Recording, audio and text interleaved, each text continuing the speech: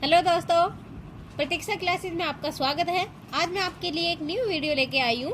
आज मैं पढ़ाऊंगी money supply. ठीक है, मुद्रा आपूर्ति का अर्थ, मुद्रा आपूर्ति क्या होती है। तो देखते हैं पहले मुद्रा आपूर्ति होती क्या है। मुद्रा आपूर्ति राष्ट्रीय अर्थव्यवस्था में सभी मुद्रा और राज्य तरल उपकरण है। पैसे की आपूर्ति नकदी और जमा दोनों में शामिल है। मतलब कि यही है कि राष्ट्रीय अर्थव्यवस्था में सभी मुद्रा अन्य तरल उपकरण है, जैसे कि नकदी और जमा, ये सारी मुद्रा की आपूर्ति करना, ये मुद्रा आपूर्ति आ जाता है। स्टॉक रखना, ठीक है। सरकार क्या करती है? सरकार अपने केंद्रीय बैंकों और कोषागारों के कुछ संयोजन के माध्यम से कागजी मुद्रा और सिक्का जारी करती है। मतलब सरकार जो हम पैसे यूज करते हैं, सिक्के के 1000 रुपए के नोट तो अभी बंद हो गए हैं, 2000 के नोट, 500 के नोट, 20 के, या सिक्का 5 रुपए का, 10 रुपए का, ऐसे वाला, तो ये क्या करती है? सरकार बनाती है। लेकिन ये किसके? बैंकों और कोषागारों के संयोजन के हिसाब से की मदद से ये बनाती है, ठीक है। और इनके पास स्टॉक होता है पूरा। तो आगे हम देखते हैं मुद्रा की सप्लाई, मतलब अंडरस्टैंडिंग मनी सप्लाई। मुद्रा सबकी सप्लाई, मतलब मुद्रा को सप्लाई कैसे करते हैं, मनी सप्लाई ये होती है ना, उसको देखेंगे हम। अर्थशास्त्र पैसे की आपूर्ति का विश्लेषण करते हैं। अर्थव्यवस्था में धन की मात्रा बढ़ाने व घटाने के लिए अलग अलग नीति बनाते हैं। तो अर्थशास्त्री क्या होते हैं? पैसों की आपूर्ति करते हैं, का विश्लेषण करते हैं, इसमें ये बताया गया है। और विश्लेषण सार्वजनिक व निजी क्षेत्र का किया जाता है। तो इसमें क्या करते हैं? अर्थशास्त्र होते हैं, वो मात्रा, जो पैसे होते हैं, अर्थव्यवस्था में धन की मात्रा बढ़ने और घटने के लिए अलग अलग नीतियां बनाते रहते हैं। बढ़ती है तो अलग नीतियां होती है, घटती है तो अलग नीतियां होती है उनको बढ़ाने के लिए, ऐसे। तो ये देखते हैं मुद्रा आपूर्ति के स्तर, मुद्रास्फीति के स्तर और व्यापार चक्र, ये 3 है। मतलब ये निजी कार्य है जो विश्लेषण सार्वजनिक व निजी क्षेत्र का किया जाता है। मुद्रा आपूर्ति के स्तर, मुद्रास्फीति और व्यापार चक्र। नेक्स्ट पे हम चलते हैं। तो आगे है हमारा पैसे की आपूर्ति की नीति। तो वो पैसे की आपूर्ति करते हैं, उस समय उसकी क्या नीति होती है? फेडरल रिजर्व नीति उनको वे लोग अपनाते हैं, ठीक है। और आगे क्या है? अर्थव्यवस्था पर मुद्रा आपूर्ति का प्रभाव। जो हमारी अर्थव्यवस्था है उस पर मुद्रास्फीति का क्या प्रभाव होता है? Effect of money supply on economy, ठीक है। मुद्रा आपूर्ति में वृद्धि, मतलब क्या है? पहला तो क्या होगा? मुद्रा आपूर्ति में वृद्धि होगी, ब्याज दरों को कम करती है। जो मुद्रा आपूर्ति में वृद्धि होती है उसमें क्या होता है कि पहला क्या करती है? ब्याज दरों में कमी करती है। दूसरा, बदले में अधिक निवेश उत्पन्न करती है।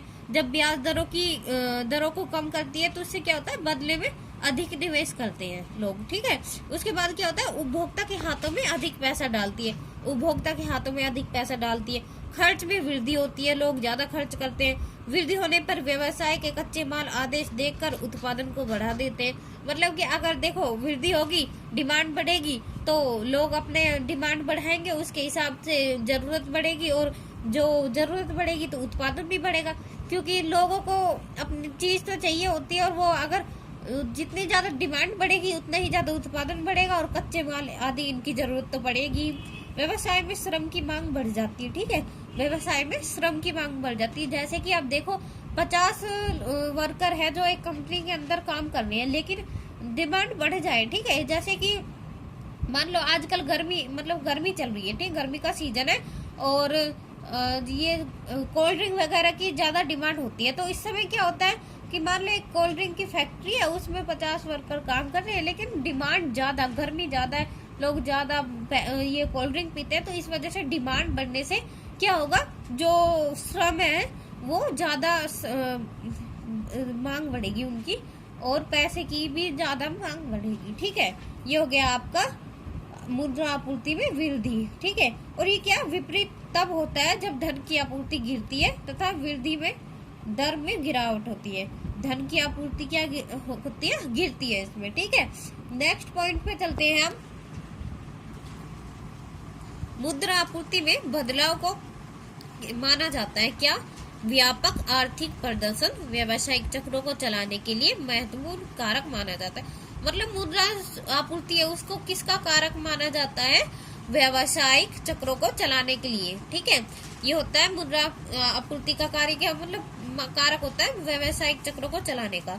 ऐतिहासिक रूप से हम देखते हैं पैसे की आपूर्ति को मापना। एक कार्य ये होगा, मतलब ये देखता है कि पैसे की ऐतिहासिक रूप से पैसों की आपूर्ति को ये मापना। रिश्ते और मुद्रास्फीति और मूल्य स्तरों के बीच मौजूद है। ठीक है। 2000 के बाद क्या हुआ, ये रिश्ते अस्थिर हो गए और मौद्रिक नीति के लिए एक मार्गदर्शक के रूप में विश्वसनीयता को कम करते हैं। आर्थिक आंकड़ों की सारणी को अर्थशास्त्री और फेडरल रिजर्व एकत्र करते हैं और समीक्षा करते हैं। ये हो गए पैसे की आपूर्ति कैसे मापी जाती है।